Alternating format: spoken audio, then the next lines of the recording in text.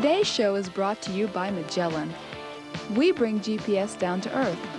And the Billfish Foundation, conservation through research. I'm Sandra Wells. How does the idea of fighting the majestic and acrobatic Pacific sailfish from one of the world's great resort destinations sound to you?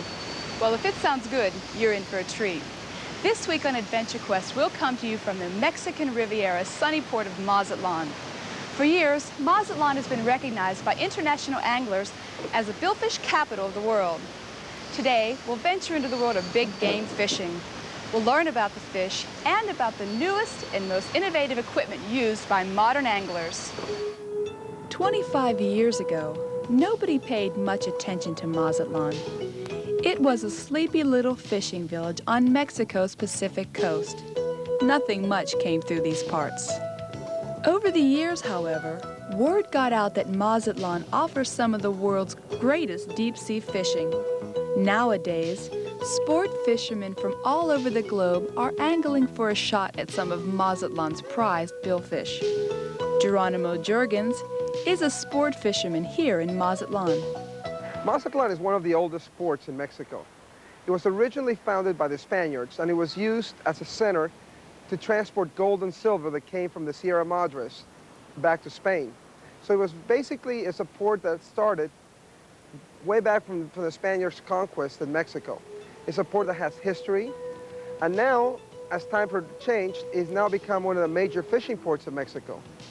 It has the largest shrimp fleet in the world, not only in Mexico. And now it's also become a center for sport fishermen. As a tourist, I think Mazatlán itself is a sight. I think you have the old culture, you have the old city, where you have the architecture from the early Spaniards, the church, the cathedral, the theaters. And then you have the Malecón, which is our avenue that goes along the coastline. And that avenue is very interesting because its name changes from one beach to the other. Sometimes it's used for jogging, other ones as a surfer area. And it's really a very unique area. Also, you have beautiful beaches. This is the largest continuous beach of any resort in Mexico. And it goes for miles and miles.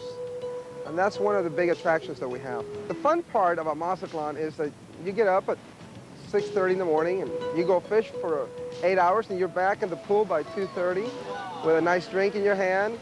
You have beautiful beaches. You have parasailing, golf, wonderful nightlife. We have great restaurants. We have world-class resorts. So we really combine all the benefits of a resort town with all the activities of fishing. We enjoy the benefits of having a city, which allows us, all of our prices are based for the local population, not tourists. So that is also a great benefit for a tourist. It really is, it's a unique city because it's a city that was not built for tourism. It's a city that was built for Mexicans and has adapted itself to tourism. Yes, Mazatlán is a beautiful spot for any kind of outdoor sport. It is certainly one of the world's top resort towns.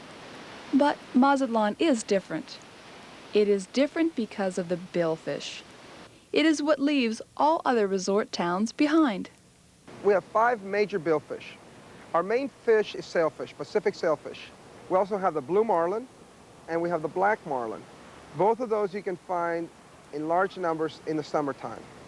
In the wintertime, the Humboldt current takes over, and that's when we have most of our striped marlin come in and our broadbill. So it really is, we have all 5 of those billfish. We set out in our search for the feisty Mazatlán billfish on a boat chartered by local legend Bill Hempel. Mr. Hempel is one of the oldest fleets, started one of the oldest fleets in Mexico. The fleet is almost 34 years old. They started out with 1 boat, and now they're the largest fleet in Mexico with over 22 boats. Mr. Hempel is one of the persons that first started catering to international anglers. Today, our captain reckons the best site is about 25 miles west of Mazatlán. This is where the billfish are supposed to be hitting. Only in Mexico is it this easy to get to such a prized site. The sport of bill fishing, sport fishing, is almost an elitist sport in the United States because the cost is prohibitive to most people. A day A day of sport fishing will cost from $500 up to $1,000 or on up. So what this does, it limits the amount of time of the amount of people who can participate in the sport. When you come to Mexico, you're allowed to participate in a sport because of the price. Boats range here from $200 to $300. You're also going to go to an area that has a lot of fish. So our trolling hour for fish caught is very, very low. On an average 8-hour day, we average better than 3 billfish per day, per boat. And that's on a year-round basis. But over the years, something began to bother Geronimo about what he was doing.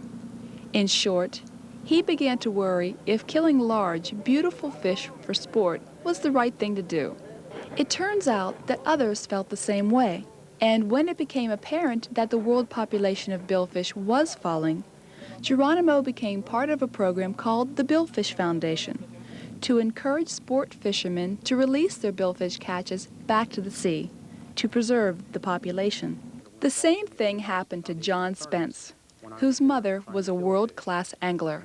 Slowly over the years, I began to feel sorry for the fish or realize what was happening, that there were less and less every season. John Spence noticed something very real, the depletion of the world's billfish population. That's where the Billfish Foundation comes in. The most important thing that is threatening the billfish stocks today is commercial longlining. Not as a direct threat to the billfish, but as a bycatch. Commercial longline vessels that travel throughout the entire oceans are targeting tuna and other species, and as a bycatch or by mistake, they catch thousands and thousands of billfish each year, thousands of metric tons of billfish each year. And many of these fish are discarded and just cut off and left to sink to the bottom of the ocean unused. And in most parts of the world, it's illegal to bring them in, so they're not used for anything. They're just discarded or used over again as bait. And it's a terrible waste to the billfish. Thousands and thousands are killed this way. The Billfish Foundation is a nonprofit organization dedicated to the conservation of billfish through scientific research and education. We are funded by membership and by corporate sponsors, and we do nothing but fund scientific research on billfish in order to protect them. Tag and release is a method used to track billfish populations. It tells us many different things about billfish.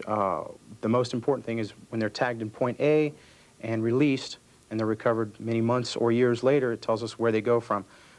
There was a billfish tagged in the Bahamas and recovered in Africa.